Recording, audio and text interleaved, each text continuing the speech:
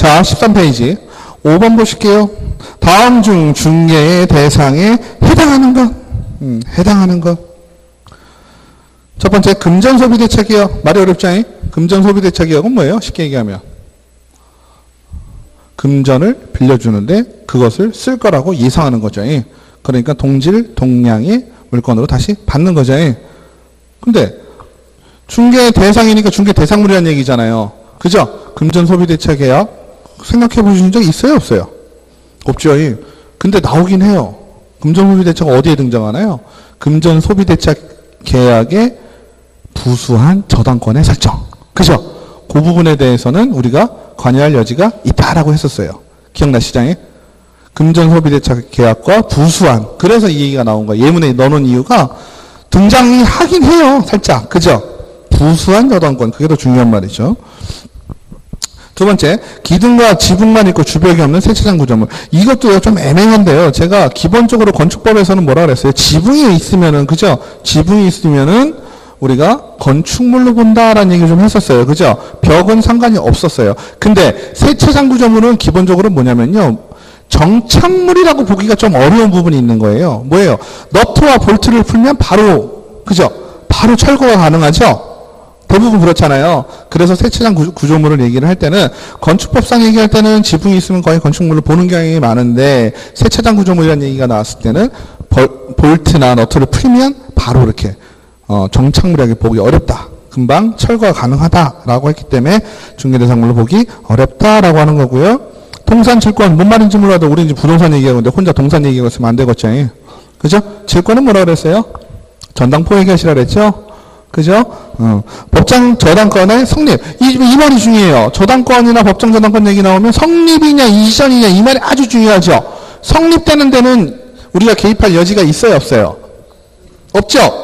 성립에는 문제가 없어요. 근데 우리가 성립된 것을 이전하는 데는 우리가 개입할 여지가 있죠. 그죠? 근데 얘는 지금 뭐라 그랬어요? 성립이라고 그랬죠. 성립이니까 우리가 관여할 여지가 없죠. 없으니까 중개 대상물이 되지 않는다고. 5번 등기된 환매권은 어때요? 등기된 환매권 의미 없죠. 그죠? 환매권이 등기되어 있다 손 치더라도 우리는 중개하는데 전혀 문제가 없죠. 단 뭐해라? 설명해라. 이거 환매권 설정되어 있는 거라 나중에 이거 팔아야 돼. 뭐 이럴 수 있겠죠. 그죠? 등기된 환매권은 전혀 문제가 없다. 그 다음에 6번 다음 중 중개 대상물과 중개 대상 권리. 중개 대상물과 중개 대상 권리는 차이가 뭐예요? 중개 대상물은 우리가 A와 B가 거래를 하고 C가 이렇게 있다 그랬잖아요. 그죠? 여기에 대상이 되는 게 지금 우리가 법 3조 얘기하는 중개 대상물입니다. 그죠? 중개 대상물인데 실질적으로는 이 중개 대상물에 대한 뭐예요? 그 위에 있는 권리가 이전되는 거죠? 그죠? 매매, 교환, 임대차에 의해서. 그죠? 맞죠? 매매, 교환, 임대차에 의해서 이 부동산에 있는 중개 대상물에 있는 권리가 이전되는 것이죠. 그러니까 문제에서 중개 대상물과 중개 대상 권리에 대해서 나왔다라면 물리적인 부분하고 권리적인 부분 두 가지를 따지자는 얘기죠. 첫 번째, 중개 대상물은 공인중개사법과 공인중개사법 시행령에서 규정하고 있다. 뭔 말인지 모르겠지만, 그죠? 이렇게 하니까 어렵죠? 별것도 아닌데 법에서는 토지 건축물은 그 밖에 시행령 이랬잖아요. 그죠? 법에서 시행령 얘기했으니까 시행령이 나온 얘기는 뭐가 되겠어요? 임모, 공장재단, 광업재단이 시행령이 나온다는 얘기죠. 그러니까 맞는 얘기예요. 두 번째, 임목을 목적으로 하는 저당권의 효력은 임목을 배하는 경우 그 토지로부터 분리된 소목에 대해서도 미친다. 아까 임목 등기난 거죠. 등기났다는 얘기는 뭐예요? 그 부분을 공시해놨다. 그죠? 그 다음에 저당권의 객체가 된다라고 했잖아요. 그러면 그거 잘라놨다고 해서 저당권이 없어질까요? 그럼 사람들 다 임목 등기해놓고 저당권 잡아놓고 다 자르죠. 그죠? 잘라놨어도 그 잘라놓은 수목에 어때요? 저당권의 효력이 미친다. 무허가 건물도 중개대상물 될 수 있다. 될 수 있어요? 없어요? 당연히 되죠? 미등기 건물 중개대상이 될 수 있다? 없다? 될 수 있다. 미등기 무허가 따지지 않는다. 단 어떻게 해라? 설명만 좀 해줘라. 다만 미등기 무허가 건물 안 되는 경우는 어떻다? 우리가 등록할 때 사무소 확보할 때는 안 된다. 그죠? 그 다음에 사건이 소멸된 포락지는 뭐예요? 포락지는 하천 옆에, 그죠? 비가 오거나 물이 불어가지고 어떻게 된 거예요? 다 무너져 내린 거죠? 그 포락지는 소유권이 있다 해도 포락지가 되는 경우 사건이 어떻게 돼요? 소멸됩니다. 소멸된다는 얘기는 뭐예요? 권리가 없어진다는 얘기고 중개대상물이 된다는 얘기예요? 안 된다는 얘기예요? 네? 안 됩니다. 그죠? 그 다음에 저작권과 상표권 등의 재산적 가치가 있으므로 중개대상 권리에 해당이 된다. 저작권하고 상표권 있다는 얘기는 우리 한 적도 없어요. 그죠? 한 적도 없어요. 그러니까 이거는 권리에 해당되지 않죠. 이건 누구한테 따져야 되겠어요? 변리사들이랑 따지라고 하세요. 그죠? 공인중개사는 따질 일이 없죠. 7번 다음 중 중개대상물의 설명으로 가장 옳은 것은 가장 옳은 것. 이런 문제는 원래 좀 어려운 문제예요. 가장 옳다는 얘기는 옳은데 가장 옳은 걸 고르라는 얘기예요? 아니죠. 이건 문제 말도 안 되니까 가장의 말을 쓰긴 한 건데 대부분 그냥 옳다 그르다 정도로만 판단하시면 됩니다. 그래서 일필의 토지 일부에 대한 임대차는 법 2조 1호의 중개의 대상이 될 수 없다. 이거 아까 착각하실 수 있는 게 뭐냐면 아까 저당의 목적 일실에 대해서는 저당권을 설정할 수 없다라는 얘기를 했었죠. 그죠? 매매할 때도 어때요? 단위가 필 혹은 동 이렇게 공동주택일 경우는 호도 가능하다는 얘기 했죠. 그거는 매매 교환에 대해서 얘기고요. 임대차는 어때요? 가능합니다. 어렵게 생각하지 마시고 하숙집 생각하시면 되죠. 하숙집은 어때요? 옛날 하숙방.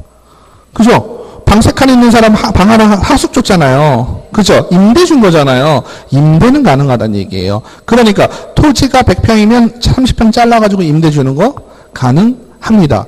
하지만 30평 잘라서 파는 거 저당권 설정하는 거 돼요? 안 돼요? 안 되죠. 30평을 잘라서 팔려면 어떻게 해요? 진짜 말 그대로 잘라야 되죠. 뭘 해야 돼요? 분필해서 팔아야 됩니다. 맞죠? 저당권을 설정을 하려면 분필을 한 다음에 그 30평 자체에 등기가 있을 경우 가능하다. 그 다음에 명인 방법을 갖춘 20개의 집단은 저당권의 공시도 가능하기에 저당권의 목적이 될 수 있다. 명인 방법은 뭐라 그랬어요? 이름 써놓는다 그랬죠? 이름 써놓는 거 아주 가장 큰 차이가 인목하고 차이가 저당권의 객체가 될 수 없다는 뜻이었습니다. 동호수가 특정되지 않았지만 이미 건축이 완료된 거 그죠? 지금 뭐가 됐어요? 건축이 완료됐으니까 실제로 물리적으로 건물이 존재한다. 특정이 되었죠. 얘는 중개 대상이 된다 그랬죠. 광업재단은 소유권만 공시되므로 저당권의 목적이 될 수 없다. 아니죠. 광업재단을 만든 이유가 뭐 하려고? 저당 잡으려고 만든 건데. 그죠? 그러니까 저당권의 객체가 될 수가 있겠고요. 가압류된 토지는 사법상 거래가 불가능하므로 중개대상은 될 수 없다. 가압류되다고 거래가 안 돼요? 아니죠. 가압류 상황만 알고 있으면 되는 거죠? 맞죠? 그래서 내가 사가지고 가압류 풀면 되잖아요. 맞죠? 그러니까 정답은 3번이 되겠네요. 그 다음에 8번. 8번도 이런 문제 나오면 좀 기본적으로 좀 짜증이 나실 수가 있어요. 그쵸? 네. 어때요? 문제 우선 예문이 많아요. 위에 거는 5개만 말했는데 얘는 지금 몇 개를 봐야 되는 거예요. 그죠? 물론 간단하긴 하지만 맞죠? 한번 쭉 보세요. 어권 뭐 항망 뭐 재단 토지 위채권 광물 항목 이거 보기 좀 힘들어요. 그죠? 근데 문제는 뭐였어요? 아닌 것끼리 묻는 거래요. 아닌 거. 그죠? 그러면 눈치가 빠르신 분들은 이런 문제를 보고 어떻게 하시냐면 예문을 봅니다. 응? 읽어보기 전에 예문을 봐요. 아닌 걸 고르라고 하는데 눈치를 딱 보니까 어때요? 골라야 되는 것들이 많지요. 그죠? 골라야 되는 것들이 지금 예문을 보니까 많잖아요. 1, 2, 3, 4, 5번을 보니까. 그러면 골라야 될 거를 고르지 말고 뺄 걸 고르는 게 빠르겠네. 그렇지 않아요? 그죠? 뺄 걸 고르는 게 빠를 거예요. 근데 여기 문제는 아닌 걸 고르라고 그랬으니까 빼려고 하면 맞는 걸 찾아야지. 이해되시나요? 너무 복잡한가요? 제가 알려드리는 게? 아니죠. 눈으로 딱 보면 아닌 걸 묻으라는데 아닌 게 지금 예문에 이렇게 많이 나오잖아요. 그죠? 그럼 맞는 거 찾는 게 더 빠를 거라는 얘기지. 그러면 맞는 걸 한번 찾아봅시다. 우리가 확실히 아는 거 쭉 보니까 돼요. 거는 모르겠고 니은은 공장재단이고 이건 맞죠? 확실하게 알죠? 항만운송사업재단 뭔 말인지 모르겠어요. 리을, 인목에 관한 법률은 인목. 확실하죠? 니은, 리을 확실해요? 안 해요? 확실하죠? 그 다음에 영업시설, 영업상의 노하우. 이건 뭐예요? 권리금이잖아요. 이거는 아닌 걸로 확실하죠? 넘어가요. 맞는 거 찾아야 되니까. 가등기 담보권. 맞는 것 같아요? 안 맞는 것 같아요? 맞는 것 같아요? 그러면 공고 되신 거죠? 그럼 이것도 맞는다고 보고. 상속받은 토지. 가능해요? 안 가능해요? 가능하죠. 등기되지 않은 임차권. 왠지 않다 그러니까 이건 잘 모르겠죠. 헷갈리죠? 넘어가고. 미체부 광물. 이건 뭐 아니고. 항공기에 대한 임차권. 이것도 대상은 아니죠. 확실하게 아는 거죠. 그러면 맞는 게 니은, 비읍, 시옷이 맞았단 얘기잖아요. 그죠? 근데 지금은 틀린 걸 고르는 거네.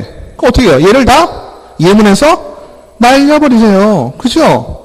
그럼 니은 날리면 어떻게 돼요? 5번 날라갔죠? 4번 날라갔죠? 1, 2, 3번 중에 하나네요. 그죠? 그 다음에 리을 없네요. 비읍 있어요? 비읍 있죠. 비읍 날리면 1번, 3번이 날라가죠. 그죠? 남는 게 뭐예요? 2번밖에 안 남아요. 그죠? 그러면은 이거는 2번을 보고, 그러면 기억되고 이게 맞는가? 거꾸로 확인하실 필요 있어요? 없어요? 없어요. 그럴 시간도 없고. 그죠? 확실하다고 내가 이미 판단이 되는 걸 날렸으면 끝이에요. 아시겠죠? 그래서 정답은 2번이 되겠네요. 그죠? 맞나요? 헷갈리시는 건 아니죠? 지금 말씀드린 게. 그죠? 그러니까 지금 알려드린 게 처음에는 뭐 이렇게 복잡해 막 머릿속으로 생각해야 될 단계가 지금 여러 개가 생겼잖아요. 근데 나중에는 어떨까요? 딱 보는 순간 이렇게 하면 되겠구나. 그냥 자연스러워지거든요. 그래서 그거가 익숙해지면 문제 푸는 게 편해지시는 거고요. 우리 시험은요, 공인중개사뿐만 아니라 다른 시험도 거의 이 분위기죠. 민법 빼놓고. 그죠? 민법이 말이 너무 많아가지고. 그죠? 1번 예문 6줄 그렇잖아요. 민법 빼놓고는 웬만한 시험은 다 이런 식으로 풀려요. 그러니까 이런 문제 푸는 방법을 알면 조금 더 수월하시죠. 내 능력이 120만 120을 발휘할 수 있는. 그 다음에 다음 중 중개의 대상에 관한 설명으로 옳은 거예요. 또 옳은 걸 고르라고 그랬죠? 그죠? 옳은 걸 고르라고 했으니까. 중개 대상물인 건축물은 민법상 부동산에 해당하는 건축물에 한정된다. 와, 어렵나요? 안 어렵네요? 뭔 말인지 모르겠죠? 그죠? 뭔 말인지 모르겠어요. 넘길게요. 사법상 거래가 불가능한 부동산도 중개 대상물에 해당이 된다. 사법상 거래가 불가능하다는 얘기를 사법 나오니까 왠지 친근하죠? 근데 사법상 거래가 불가능하다는 얘기는 뭐예요? 거래가 아예 안 된다는 얘기잖아요. 그럼 아예 개인적으로 거래가 안 되는 거를 중개할 수 있겠어요? 안 되겠죠? 그럼 사법상 거래가 불가능하다는 얘기는 뭐가 될까요? 그죠? 그러니까 개인적으로 거래를 할 수 없는 것들이겠죠? 그죠? 아까 얘기했던 공공기관, 행정재산 이런 것들이 있겠죠? 그거는 개인 간의 거래가 되는 것들이 아니잖아요. 그죠? 포락지 이런 것들 거래가 안 되는 거잖아요. 그러니까 이거는 말이 좀 어려운데 생각해보면 어때요? 거래가 안 되는 거예요. 그죠? 중개 대상물이 될 수가 없다란 얘기죠. 맞죠? 그 다음에 분양 예정자로 선정된 지위를 가리키는 입주권은 중개 대상물에 해당되지 않는다. 이거는 확실히 아시죠? 입주권 얘기를 했으니까 얘가 거래가 안 되는 게 확실하죠. 지금은 뭐예요? 설명이 옳은 걸 고르는 거죠. 중개 대상물이 이냐가 아니냐가 따지자는 게 아니라 얘가 말을 써놨는데 그 말이 옳으냐 그르냐를 따지는 거예요. 맞죠? 그러니까 디귿 같은 건 해당이 되는 거예요, 안 되는 거예요? 해당이 되는 거지. 맞죠? 그 다음에 리을 분묘 기시권이 설정된 임야는 중개 대상물에 해당되지 않는다. 어렵죠? 분묘 기시권은 중개 대상물이에요, 아니에요? 아니죠. 근데 분묘 기시권이 설정된 임야는 중개 대상물이죠. 그죠? 맞죠? 지금은 설정된 임야를 물어보는 거지. 맞죠? 그러니까 해당되지 않는다가 아니라 해당이 돼야 되는 거죠. 우리가 골라야 되는 것은 아니에요. 그 다음에 증여계약과 사용대차 계약도 민법상의 계약에 해당하므로 법 2조 1호의 중개의 대상이 될 수 있다라고 그랬죠. 말이 돼요, 안 돼요?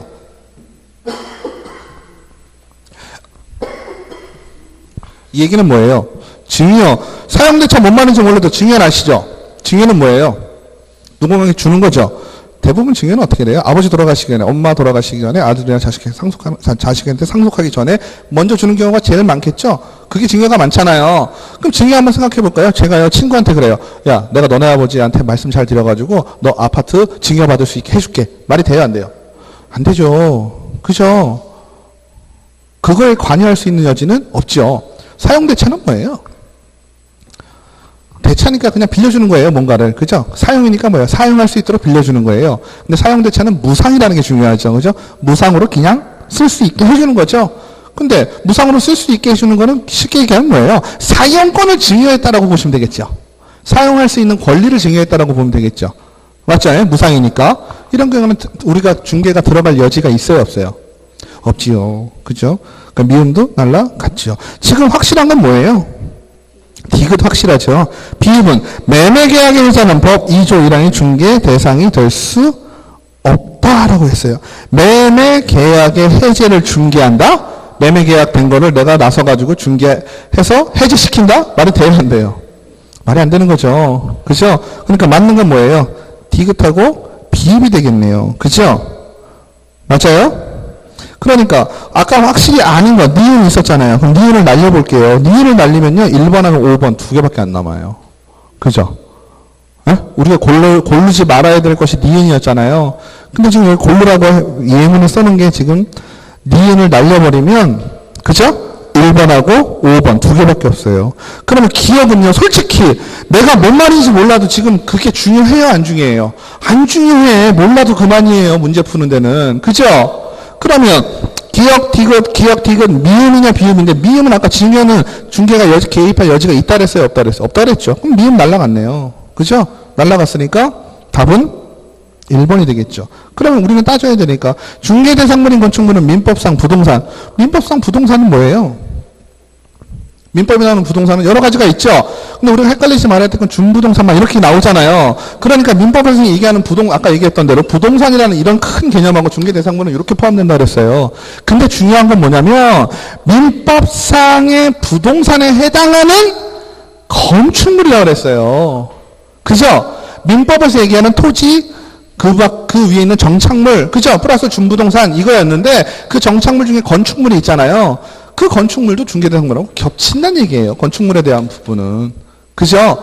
민법상에 있는 부동산과 중개대상물은 겹친다 이러면 땡이에요. 그죠? 민법에서 얘기하는 부동산하고 중개대상물은 엄연히 달라요. 하지만 민법상에서 얘기하는 건축물이라는 개념, 그죠? 토지 위에 있는 건축물과 중개대상물에서 얘기하는 토지 건축물 할 때 그 건축물은 같은 아이예요. 아시겠죠? 그래서 1번도 맞는 얘기가 되겠습니다. 넘기실게요. 임목에 관한 법률에 따른 임목에 관한 설명 좀 틀린 것은 또 임목에 관한 얘기 나오네요. 요거는 저도 한번 쓱 보면서 별표를 하나 피셔놨어요. 그죠? 임목을 요거 하나로 정리가 쭉 될 것 같아요. 말이 많아서. 임목이란 토지에 부착된 수목의 집단으로서 그 소유자가 이 법에 따라 소유권 보존 등기를 받은 것을 말한다. 자연스럽죠?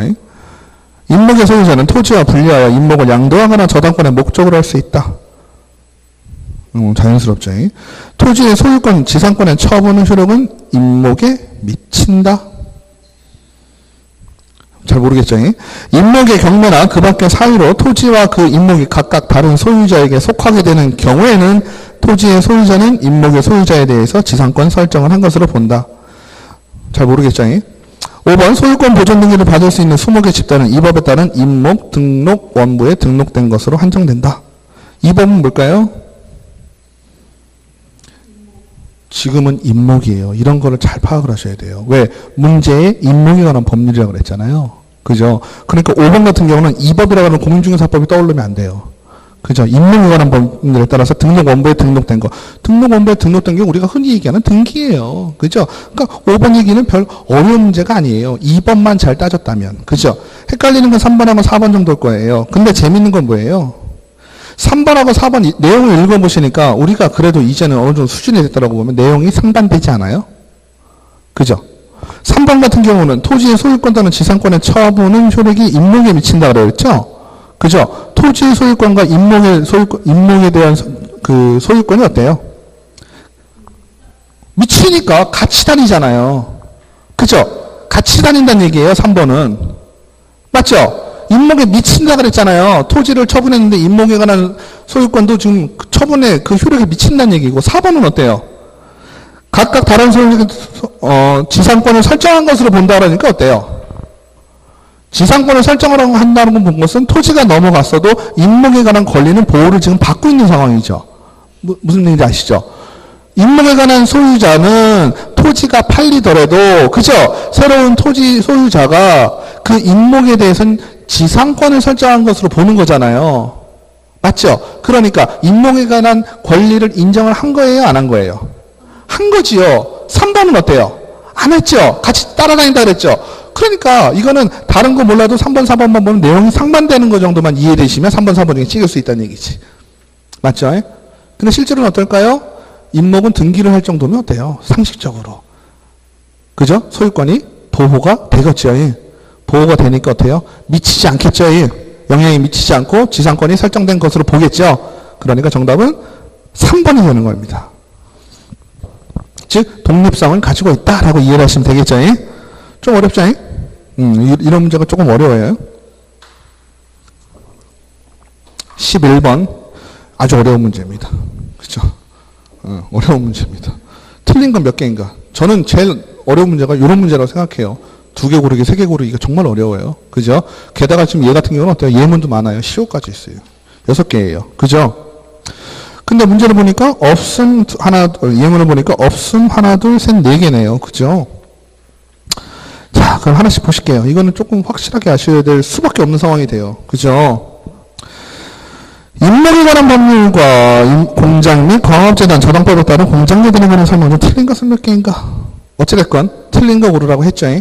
틀린 거 고르는데 등기관은 이미 등기되어 있는 토지에 부착된 20개 내하여 소유권 보존 등기를 하였을 때와 임목 구분 등기를 하였을 때 토지의 등기 기록 중 을구의 임목 등기 기록을 표시해. 이건 배우지도 않았어요. 솔직히. 그죠? 알려드리지도 않았죠. 이거는 법에 나오는 얘기가 되겠죠. 그 법을 우리가 그냥 넘어갔으니까. 그죠? 근데 시험에 혹시 이렇게 나온다면 당황스럽죠. 이거 예문 딱 읽어보시고 어떠냐면요. 솔직히 이런 문제가 나오시잖아요. 과감하게 포기입니다. 네. 포기해야 됩니다. 이거 붙잡고 계시면 안 돼요. 지금은 첫 번째 줄 읽어봤는데 모르시겠죠. 두 번째 줄은 아실 것 같아요? 잘 모를 거예요. 임목의 저당권을 목적으로 하는 자는 그 임목에 대하여 보험에 따른 공제를 포함한 데를 가입해야 된대. 처음 듣는 얘기죠. 두 번째 줄까지 읽었는데 처음 듣는 얘기면 그냥 넘어가세요. 아시겠죠? 네. 이건 어쩔 수가 없어요. 근데 이제 우리가 배울 거잖아요. 그죠? 다행스럽게 이제 이 문제를 우리가 시험 보기 전에 접했잖아요. 이럴 경우에는 확인하시는 게 좋겠죠. 어떤 말씀인지 아시죠? 여러분들의 실전에서 이렇게 문제를 딱 부닥쳤는데 듣도 보지도 못한 얘기다 그러면 그냥 패스. 모를 땐 몇 번? 3번. 진짜예요. 모를 땐 3번이에요. 모를 땐 3번이에요. 자, 그러면 하나씩 한번 보실게요. 어찌됐건 앞뒷만 다 중요한데요. 내용만 딱 확인을 하면요. 소유권 보존 등기를 할 때 이 등기의 내용을 어디다 표시한다는 얘기예요. 이거는 표제부에 표시를 하게 되어 있습니다. 그죠? 표제부에 표시를 하게 되어 있고요. 두 번째는 보험에 가입을 하셔야 된다는 얘기예요. 임목을 저당권의 목적으로 하려는 자는 그 임목에 대해서 보험에 가입해야 될까? 왜 그럴까요? 저당권의 목적으로 한다는 얘기는 뭘까요? 이게요, 건물 같은 경우나 우리가 흔히 얘기하는 중개 대상물 같은 경우는 좀 어떤 분위기가 있어요? 그 저당권의 대상 자체가 변질이 되거나 어떤 파손이 되거나 이럴 가능성이 좀 적죠. 임목 같은 경우는 어때요? 좀 그런 우려가 좀 있죠. 그러니까 임목에 대해서 보험을 들어놓는다는 얘기죠. 보험을 들어놓고 저당권을 설정하면 저당권 설정한 사람은 어때요? 그거에 대해서 안심이 되죠. 또 이런 거에 대해서 분란이 많이 나겠죠. 그죠? 등기를 해놓긴 했지만 그런 부분에 대한 임목에 대해서 그 수준을 계속 유지하기가 어려운 상황도 있고 시간에 따라 달라질 수도 있고 그죠? 그래서 보험을 들으라고 되어 있습니다. 그 다음에 임목은 그렇게 정리가 되셨고 공장재단의 구성물은 동시에 다른 공장재단에 속할 수 있다라고 되어 있네요. 이거는 모르셔도 공장재단이 이만큼 그죠? 땅에다가 공장이 있고 기계가 있는데 요 A라는 공장 재단에 묶였는데 이거를 이런 식으로 공장 재단 B에 묶으면 되겠어요? 안 되겠어요? 이건 상식적으로 안 되죠. 왜? 이거는 묶어가지고 지금 저당권의 객체로 쓰려고 돈 빌려 쓰려고 하는 건데 그러면 중복으로 되잖아요. 안 되겠죠? 이거는 따질 게 별로 없고요. 공장 재단은 공장 재단 등기부에 소유권 보존 등기를 함으로써 설정한다. 그렇겠죠? 등기부에 보존 등기 하는 거예요. 다 마찬가지죠. 공장재단의 구성물은 공장재단과 분리하거나 양도하여 양도하거나 소유권 외의 권리, 압류, 가압류 또는 가처분, 임대차의 목적으로 하지 못한다. 이거 되게 어려운 문제예요. 기본적으로 앞에 말은 맞아요.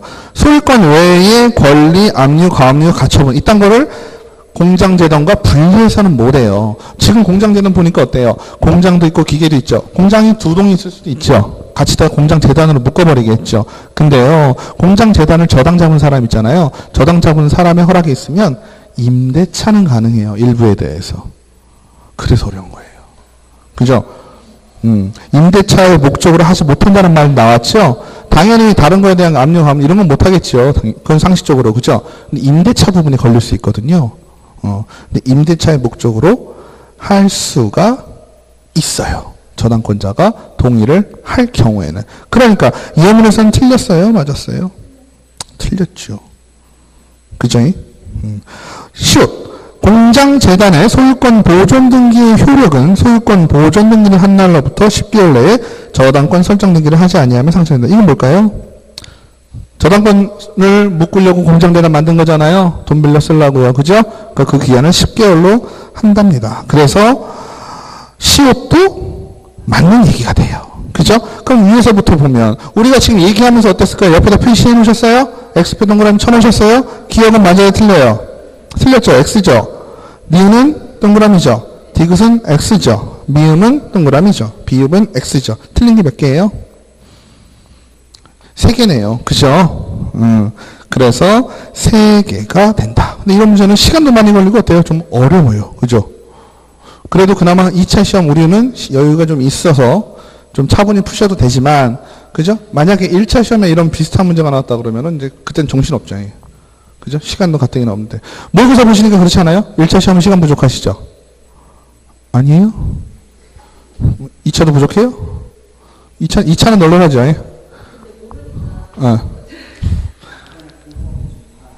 그래요? 자, 그 다음에 넘기실게요. 12번. 공인중개사 법령상 중개 대상물과 중개 대상 권리에 해당되는 것은 모두 몇 개인가? 이거는 뭐예요? 기출문제네요. 18회. 그죠? 1번, 기업, 광업재단. 맞아요? 틀려요? 맞죠? 미처공학물. 아니죠. 지상권. 동그라미. 그죠? 무주의 부동산. X. 선박. X. 본매기주권. X. 가압류된 공장. O. 상속된 토지. 특허권. X. 질권. 토지 일부의 임대차. O. 그러면 맞는 게 몇 개예요? 5개죠. 근데 여기 몇 번으로 되어 있어요? 세보세요. 몇 개인지. 기억. 디귿. 이응. 시옷. 이응. 키읔. 5개네요. 그죠? 그죠? 고쳐놓으세요. 3번이에요. 저 이거 문제 제가 저도 한번 집에서 보고 왔다 그랬잖아요. 멘붕 왔잖아요. 딱 보고. 왜 6개야? 멘붕 왔었어요. 근데 따져보니까 5개가 맞죠? 13번. 공인중개사 법령상 개업 공인중개사의 중개 대상이 될 수 있는 권리 및 대상물로 틀린 항목이 있는 걸 모두 고르면, 틀린 게 있는 걸 모두 고르라 그랬죠? 이런 말이면 정말 헷갈려요. 그죠? 가뜩이나 헷갈리는데 모두 고르라 뭐 어쩌고저쩌고. 어찌됐건 결론은 뭐예요? 틀린 거 고르란 얘기죠? 틀린 거 고르란 얘기예요. 그러면 기억을 볼까요? 미등기 건물 개인이 공유수면을 매립하여 준공된 토지. 뭐 공유수면 나오고 물 나오고 하천 나오고 이러면 왠지 안 될 것 같죠? 근데 이거 잘 들으셔야 되죠? 공유수면을 어떻게 했다는 얘기예요? 매립해서 땅으로 만들었다는 얘기죠? 땅으로 매립은 중개대상물이 가능하죠. 처분등기, 가처분 등기. 뭔 등기가 있든 상관이 있어요? 없어요? 상관없죠. 다만 알려만 주라 했어요. 그러니까 가처분이 됐으니까 설정되어 있는 토지도 해도 되겠죠? 기업은 문제가 없네요. 니은, 지상권, 법정 저당권. 여기까지만 했으면 맞는 얘기죠. 그죠? 근데 법정 저당권에 뭐라 그랬어요? 성립. 성립이면 땡이에요. 그죠? 날라갔죠. 디귿, 무허가 건물 권리금 질권. 질권 맞죠? 질권 날라갔죠. 지상권 등기된 환매권 공장 및 광업재단 저당법에 따른 공장 재단. 맞나요? 틀리나요? 오죠. 그 다음에 법정 지상권의 성립, 특허권, 접도구역에 포함된 사유지. 뭐 특허권에서 날라갔고요. 몰라도. 그죠? 그러니까 답은 니은, 디귿, 미음. 얘들이 안 되는 아이들이 좀 하나씩 갖고 있죠. 최소한. 맞죠? 그러니까 답을 쓰는 건 몇 번이에요? 니은, 디귿, 미음. 3번. 그 다음에 공인중개사 법령상 중개 대상에 관한 설명으로 틀린 거, 또 틀린 거예요. 그죠? 중개대상물인 건축물에는 기존의 건축물뿐 아니라 장차 건축된, 이건 기출문제죠. 26회. 맞죠? 위에 것도 계속 기출문제였네요. 중개대상물인 건축물에는 기존의 건축물뿐만 아니라 장차 건축된, 상관없죠? 후시공이니까. 공용 폐지가 되지 아니한, 이게 뭔 말인지 모르겠죠? 행정재산은 어렵게 생각하지 마시고요. 행정재산은 기본으로 돼요, 안 돼요? 안 되죠? 왜 안 돼요? 청와대를 팔 수는 없잖아요. 그죠? 청와대를 파는 것도 중요하고 중개할 수는 없잖아요. 청와대를 나중에 팔 수는 있어요, 없어요? 있어요. 폐기가 되면. 그쵸? 폐기가 된 말은 어렵지만 쉽게 생각하면 뭐예요? 우리 도청도 파는 마당에, 그죠? 시청도 팔 수 있고, 그죠? 웬만하면 공공기관으로 활용을 하지만 그거 팔아가지고 외곽에다가 되게 크고 멋있게 짓는 시도 많아요. 그죠? 맞죠? 시청 자리에 아파트가 들어서는 경우가 있다는 얘기죠. 그렇게 될 때는 폐기가 된 거잖아요. 근데 지금은 뭐예요? 되지 않았다는 얘기죠? 공용 폐지가 되지 아니한 행정재산인 토지는 중개 대상으로 해당되지 않죠. 됐을 경우는 가능하고요. 임목에 관한 법률에 따른 등기된 임목은 중개된다. 쉽죠? 주택이 철거된 후 일정한 요건하에 택지개발 지분에 일시적 택지를 공급받을 지위. 이건 특정이 됐어요? 안 됐어요? 특정 안 됐어요. 아직 뭘 받을지 몰라요. 이럴 경우에는 중개대상으로 해당되지 않죠. 그 다음에 중개의 정의에서 말하는 그 밖의 권리에 대해서 뭐 하라 그러는 거예요? 알선하라는 얘기거든요. 그럼 그 밖의 권리에 저당권은 포함되지 않는다. 저당권이 설정되는 것, 저당권이 설정된 저당권에 대해서는 가능하지만 저당권이 설정하는 것, 뭐 안 될 수도 있다. 이렇게 얘기를 했죠. 그럼 저당권이라는 게 계속 등장해야 안 해요? 저당권 등장하죠. 그 밖의 권리에 대해서. 그죠? 저당권을 설정하는 거, 아까 금전 소비대차에 부수하여 저당권 설정을 하는 것은 중개할 수 있다라고 했었잖아요. 그죠? 그 다음 설정된 저당권에 대해서 이전하는 거 가능하죠. 맞죠? 그러니까 저당권에 대한 부분은 어때요? 중개 대상 권리가 된다. 문제 없죠? 그 다음에 임목이네요. 토지의 소유권자는 지상권의 처분의 흐름은 임목에 미치지 아니한다 했어요. 아까 어떻게 됐었죠? 얘네들은 독립이다 했잖아요. 독립이니까 토지를 처분한다고 해서 임목에 관한 부분에 미쳐요? 안 미쳐요? 안 미쳐요. 그죠? 맞는 얘기죠. 임목을 목적으로 하는 저당권의 흐름은 임목을 벌차한 후에 그 토지로부터 분리된 수목에 대해서는 미치지 않는다. 맞아요? 틀려요? 틀리죠. 벌채를 해단 말던, 그죠? 계속 미치는 거고요. 임목의 경매, 기타 사유로 인하여 토지와 그 임목이 각각 다른 소유자에게 속하게 되는 경우에는 토지의 소유자는 임목의 소유주에 대해서 지상권, 아까 나왔던 거랑 똑같죠? 지상권 설정한 걸로 보는 거고, 임목에 대한 등기에 관하여 이 법에 특별한 규정이 있는 경우는 제외하고는 부동산 등기법을 준용하고. 몰라도 2번만 확신하면 되겠죠? 근데 부동산 등기법을 준용한다 라고 이해를 하고 계시면 되겠고요. 지상권자에게 속하는 임목이 저당권의 목적이 되어 있는 경우에는 지상권자는 저당권자의 승낙 없이 그 권리를 포기하거나 계약을 해지할 수 없다. 이 얘기는 뭘까요? 지상권자는 저당권자의 승낙 없이 당연하겠죠. 지상권자에게 속하는 임목, 지상권자는 가지고 있는 사람이 임목을 갖고 있는 거잖아요. 근데 그걸 저당을 잡혀먹은 거 아니에요. 그러니까 저당을 잡은 사람에게 승낙 없이 승낙을 받고 권리를 포기하거나 계약을 해지할 수 있다는 얘기죠.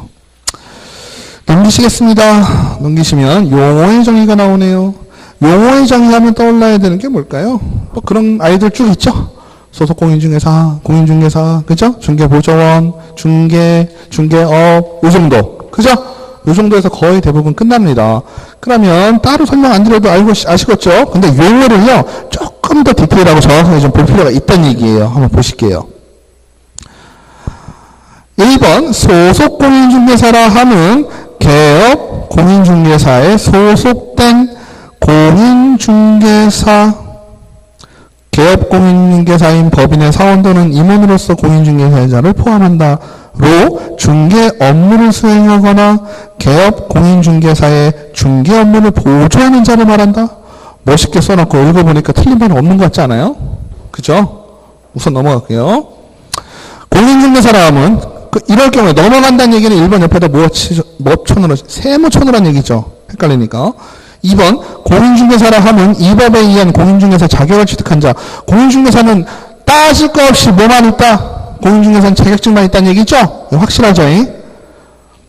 그 다음에 3번 중개업이라 하면 다른 사람의 의뢰에 의해서 일정한 보수. 중개업의 요건이 뭐예요? 다른 사람의 의뢰, 그 다음에 보수, 계속, 반복적으로 업으로 하는 거죠? 세 가지 요건이 맞아야 돼요. 보수 꼭 받아야 되는 거죠?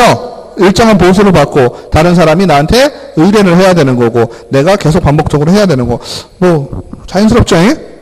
4번 개업 공인중개사. 공인중개사 앞에 개업자 붙으면 뭐해라? 개업 이꼬르 등록이죠. 이 법에 의하여 중개사무소 개설 등록을 한 자를 말한다. 문제없죠? 중개보조원이라 하면 이건 너무 문제가 쉽게 냈다. 그죠? 중개보조원은 당연히 자격증이 있는 사람이 없는 사람이에요. 없는 사람이죠. 근데 문제를 얼핏 읽으면 어떻게 돼요? 뒤에 얘기는 다 맞거든요. 개업공인중개사에게 소속되어 중개대상물에 대한 현장 안내 및 일반 서무 등 개업공인중개사의 중개 업무와 관련된 단순한 업무를 보조하는 자를 말한다. 맞죠? 뒷얘기는. 근데 공인중개사로서가 틀렸죠. 그럼 1번하면 좀 헷갈렸던 거 생각해 볼까요? 1번에서 잠깐 착각하실 수 있는 부분이 뭐가 있을까요? 그죠. 중개 업무를 보조한다는 말이 약간 걸렸었어서, 우리가. 그죠. 근데요, 소속 공인중개사도 중개 업무를 보조할 수 있죠. 왜 그럴까요? 직원이니까. 그죠. 그러니까 우리가 굳이 구별을 한다면 중개 업무 보조라고 할 때, 밑에 중개 보조원하고 차이는 뭐였어요? 그거는 쉽게 나와서 그런 건데, 우리가 헷갈리는 부분은 보조에 대한 부분이잖아요.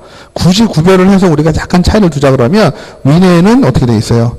개업공인중개사의 중개 업무를 보조한다 되어 있고요. 밑에는 뭐예요? 중개 업무와 관련된 단순한, 그죠? 단순한 업무를 보조하는 자. 요 정도로 차이하시면 돼요. 그리고 중개보조원은 헷갈리지 말아야 될 게 현장 안내라는 말 있죠? 중개보조원도 현장 안내가 가능은 하다 그랬죠. 근데 현장 안내라는 건 뭐예요? 그 집 앞에까지 데려다 주는 거야. 그 중개 대상물에 대해서 설명은 못 해줘. 이해되시죠? 그러니까 중개보조원에서 틀릴 수 있는 부분은 현장 안내가 나오면 중개보조원은 그거 못하지? 아니죠. 아시겠죠? 그 다음에 소속공인중개사는 업무 보조 이름 땡? 아니죠. 아시겠죠? 굳이 구별을 하자 그러면 둘 다 보조는 가능해요. 왜? 직원이니까. 그죠? 사장님이 뭐 하는데 직원들이 보조할 수 있죠? 그죠? 근데 문제는 뭐예요? 중개보조원은 단순한 거. 그죠? 소속공인중개사는 중개 업무의 보조. 이렇게 이해하시면 될 거예요. 네. 중개보조원도요, 중개 업무와 관련된 거예요. 아시겠죠? 단순히 다른 업무라는 게 아니고 중개 업무와 관련을 했어도 단순한 업무 보조. 그러니까 업무 보조 갖고 따지는 문제가 나오면 그거는 정말 문제가 있는 문제예요. 그죠? 말장난밖에 안 되니까. 어찌됐건 둘 다 보조는 가능하다라고 이해를 하고 계셔요. 그 다음에 다음 중 공인중개사법상 용어의 정의로 옳은 거 고르래요. 옳은 거. 중개라 하면 제3조 규정에 의한 중개대상물에 대하여 거래 당사자 간의 매매교환, 임대차, 사용대차, 그 밖의 권리 득실 변경에 관한 행위를 알선하는 것을 말한다. 읽어보면 좀 자연스럽지 않아요? 뭔가가? 그죠? 근데 여기서 걸리는 건 뭐예요? 사용대차. 그죠? 이런 식으로 문제가 나오면 쓱 읽다 보면 놓쳐요. 그죠? 사용대차는 땡이죠. 공인중개사라면 이 법에 의해 공인중개사 자격증을 취득을 하고 중개업을 영위하는 자를 말한다. 땡이죠. 왜? 중개업을 영위하면 돼요? 안 돼요? 안 돼요. 중개업은 누구만 해라? 개업 공인중개사만 해라. 중개업이라 하면 다른 사람의 의뢰에 의하여 중개를 업으로 하는 자는 자연스럽죠? 뭐 하나 빠졌어요. 뭐가 빠졌나요? 보수가 빠졌나요? 그죠?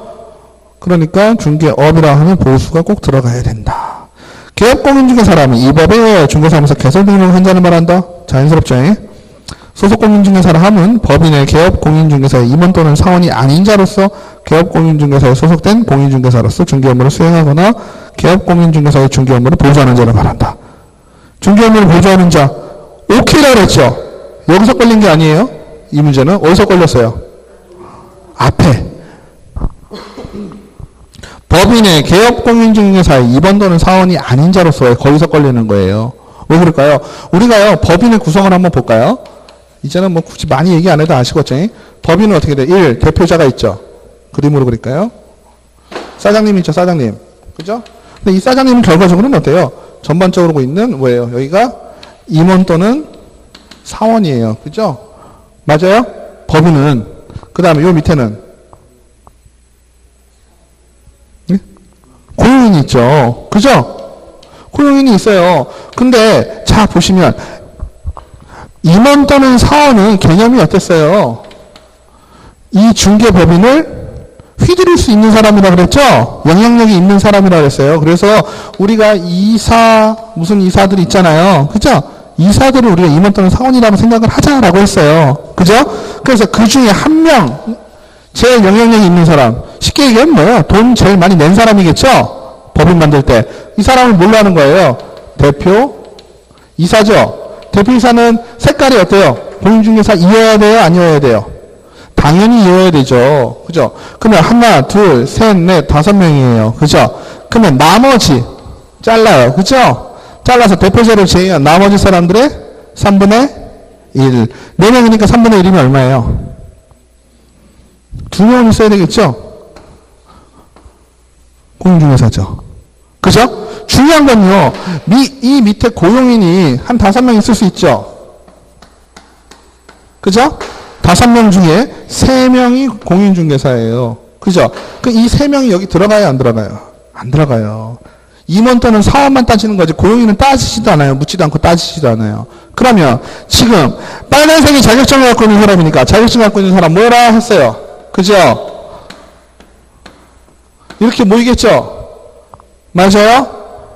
맞나요? 그러면 대표이사는 뭐가 돼요? 사장님이 되죠, 사장님. 그죠? 임원 또는 사원은 이사님이죠. 여기는 뭐예요? 김사원, 이사원, 실장님도 가겠죠. 부장 뭐 이렇게 가겠죠. 맞아요? 그러면 우리가 소속이 되어 있다. 소속 공인중개사다. 소속 공인중개사라. 이 얘기는 뭐예요? 개인인 경우, 그죠? 우리가 흔히 얘기하는 개인일 경우는 뭐예요? 사장님 있죠? 개업 공인중개사. 이렇게 있죠? 개업 공인중개사가 있는데 여기에는 누구 사장님이 있는 거잖아요. 그죠? 여기에 직원이죠. 맞아요? 법인의 개념은 어때요? 법인도요. 법인은 살아있는 누구는 없지만 법인격을 가진 누군가가 가지고 있는 법인이에요. 얘는 법인격을 가지고 있어요. 그죠? 맞죠? 그러니까 여기는 사장님이 있으니까, 그죠? 사장님을 개업 공인중개사라 칭했죠? 맞아요? 법인은요, 법인을 개업 공인중개사라 칭하는 거예요. 법인인 개업 공인중개사예요. 대표이사, 임원 또는 사원, 자격증 갖고 있는 모든 사람은 뭐라고 불러야 돼요? 소속 공인중개사라고 불러야 돼요. 법인에 소속되어 있는 공인중개사잖아, 다. 대표이사도 마찬가지. 대표이사 바뀔 수도 있잖아요. 아시겠죠? 하지만 법에서 얘기할 때는, 법인의 등록 규정에 있을 때는 대표자는 공인중개사이어야 하고, 그 나머지 임원 또는 사원의 3분의 1 이상이 공인중개사이어야 된다라는 규정만 있을 뿐이지, 그러니까 법인에 소속된 모든 자격증이 있는 직원은 뭐가 돼요? 소속 공인중개사가 되는 거예요. 아시겠죠? 근데 여기서는 뭐라고 표현했어요? 소속 공인중개사라는 정의를 내릴 때는 법인인 개업 공인중개사의 임원 또는 사원이 아닌 자라고 했잖아요. 그죠? 그게 날아간 거예요. 아시겠죠? 그 다음에 다음 중 공인중개사 법상 용어의 정의에 대한 설명으로 옳은 걸 고르래요. 옳은 거. 그죠? 중개랍은 3종 경영에 의한 중개대상물에 대하여 거래 당사자 간의 매매 교환 임대차 그 밖의 권리의 득실 변경에 관한 행위를 알선하는 것을 말한다. 그 밖의 권리에는 저당권 등 담보물권 포함된다. 아까 나왔던 거랑 계속 이어지죠. 그죠? 문제를 풀다 보니까 내용이 오히려 더 들어오시죠. 지금 뭐예요? 매매 교환 임대차, 사용대차가 빠졌죠? 그러니까 얘는 맞는 얘기가 되죠. 공인중개사라면 이 법에 공인중개사 자격을 취득하고 중개업을 영위하는 자라고 말한다. 그죠? 말 자체는 부드럽지만 공인중개사에 대한 설명이 아니죠. 얘는 개업공인중개사에 대한 설명이고요. 개업공인중개사라면 이 법에 의해 자격증 취득하고 중개사무소 개설 등록한 자를 말한다. 따라서 법부 측 6조 2항에 의한 개업공인중개사는 개업공인중개사에 해당되지 않는다. 이렇게 얘기하니까 헷갈리죠, 갑자기. 그죠? 근데 개업공인중개사는요, 사무실 열어놓은 사람은 다 개업공인중개사라고 부르자 했어요. 맞죠?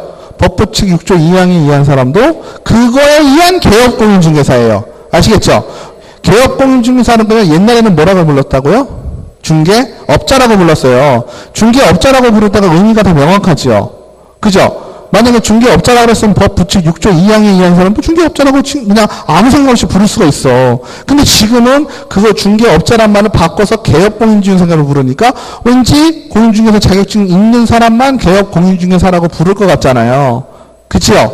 근데 법 부칙 6조 2항에 의한 개업공인중개사라고 우리가 예전에 얘기한 중개인, 그죠? 자격증 없고 신고 등록 허가제에 있던 분들, 그분들도 그렇게 부른다.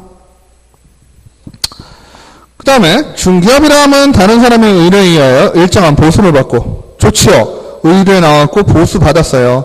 중개를 업으로 행하는 것을 말한다. 정확하죠?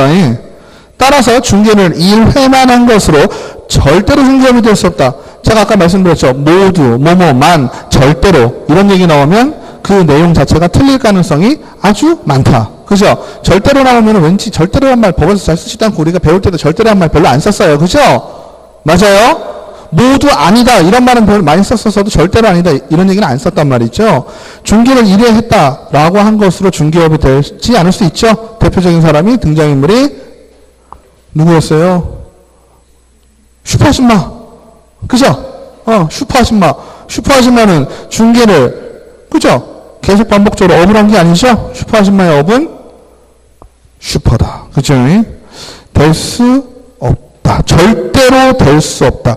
그죠? 근데 중개를 1회만 한 것으로 절대로 중개업이 될 수 없다. 절대로, 그러니까 될 수도 있다는 얘기인가요? 그러면?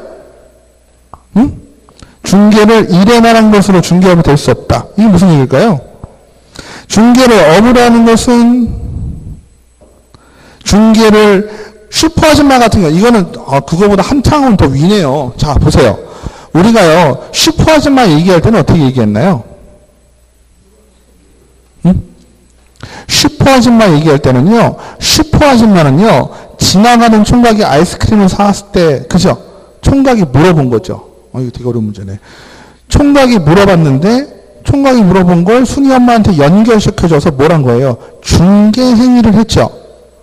근데 슈퍼아줌마가 처벌을 받지 않는 이유는 뭐라 그랬어요? 중개업으로 보지 않는다 그랬잖아요. 맞죠? 응? 중개업으로 보지 않았기 때문에 슈퍼아줌마는 처벌을 안 받은 거예요. 중개행위를 했다 손 치더라도. 왜? 슈퍼아줌마의 업은 슈퍼니까. 근데요, 거꾸로 한번 생각을 해볼까요? 이 슈퍼아줌마가 그거에 재미를 들렸어. 슈퍼를 접었네. 근데 알고 보니까 어때요? 중개업을 하려면 자격증도 따야 되고 등록도 해야 돼. 그죠? 등록을 하려면 또 실무교육도 받아야 되고 골치 아파. 그러니까 슈퍼아줌마가 난 그딴 거 없어도 잘했는데. 그죠? 재미는 소설 봤죠. 그러니까 슈퍼를 싹 접고 슈퍼에다가 간판을 달았어요. 그냥. 그죠? 간판을 무슨 공인중개사 혹은 무슨 부동산 중개 이런 식으로 다른 거예요. 유사명칭 사용한 거죠. 유사명칭을 사용을 해서 사람들을 끌어모았죠. 끌어모아서 중개업을 했는데 운도 안 좋지. 한 번 했는데 딱 걸렸어. 누가 찔린 거겠죠. 포상금 50만 원 받으려고. 그죠? 맞죠? 무등록 중개업자로 걸렸죠. 무등록 중개업자로 걸렸을 때는 어때요? 내가 중개업을 하려고, 그러니까 중개업이라는 건 합법이냐 불법이냐 지금 따지자는 게 아니죠. 중개업 자체는 합법으로 할 수도 있고 불법으로 할 수도 있잖아요. 그죠? 근데 이 슈퍼 아줌마가 슈퍼를 하면서 중개활동을 한 거는 중개업으로 봐주진 않지만, 그죠? 부동산 뱅크, 부동산 중개, 이런 간판을 달고 내가 업으로 하겠다는 의지가 있었던 거잖아. 이럴 경우에는 한 번이라도 그 아이를 중개업을 한 것으로 볼 수 있기 때문에 한 번만 했다라고 해서 절대로 중개업이 아니다 할 수는 없다. 어렵죠? 얘를 지금 들여다보니까 더 문제가 어렵죠? 아시겠죠? 절대로가 나오면 결국은 그 문장은 대부분 틀린 게 맞지만 어쨌든 이거는 예문이 제 입장에서는 그래도 상당히 좋은 예문이라는 생각이 들어요. 어렵지만 그죠? 이해를 하셔야 될 부분이라. 그 다음에 중개보조원이라는 공인중개사가 아닌 자로서 개업공인중개사에 소속되어 중개 업무와 관련된 단순한 업무를 보조하는 자란다. 맞죠? 맞죠? 끝까지 자연스럽죠? 자연스러웠어. 좋았어. 이거예요. 따라서 중개보조원은 일반 사무를 할 수 있지만, 여기까지도 좋죠? 중개대상물에 대한 현장 안내를 할 수 없다? 현장 안내 할 수 있어요. 그죠? 이 현장 안내를 오해하시면 어떻게 돼요? 현장의 중개대상물에 대한 설명으로 오해하실까봐 틀리는 거죠. 현장 안내까지는 가능하시다. 그죠? 그 다음에 중개와 중개업에 관한 설명도 틀린 거네요. 그죠? 틀린 건 뭐예요? 중개는 보수를 받지 않아도 중개에 해당될 수 있으나 중개업은 일정한 보수를 받지 않으면 중개업이 될 수 없다. 맞나요? 맞죠? 중개는 개업공인중개사가 아닌 자가 해도 형사처벌을 받지 않으나 중개업은 개업공인중개사가 아닌 자가 하면 무등록 중개업으로 형사처벌을 받는다. 맞죠? 이것도 조심하셔야 될 게 뭐예요? 중개는 개업공인중개사, 이 개업공인중개사를 공인중개사로 바꿔버리면 또 문제가 틀려요. 그죠? 맞죠? 근데 공인중개사 나오면 또 반가운 아이니까 그냥 넘어갈 수 있는 상황도 되실 수 있어요. 중개대상물의 거래당사자로부터 보수를 현실적으로 받지 아니하고 단지 보수를 받을 것을 약속하거나 거래당사자들에게 보수를 요구하는 데 그친 경우 중개업에 해당되지 않는다. 해당되나요? 안 되나요? 해당되지 않는다. 그죠? 업으로 행하는 것, 계속 반복적으로 영업적으로 해는 것을 의미한다. 맞죠? 운항기에 단 1회의 건물 전세 계약을 중개한 것도 계속성 반복성 인정되어 중개업에 해당된다. 이건 아니죠? 이 슈퍼하시마 얘기죠? 좀 쉬었다 하실까요? 네.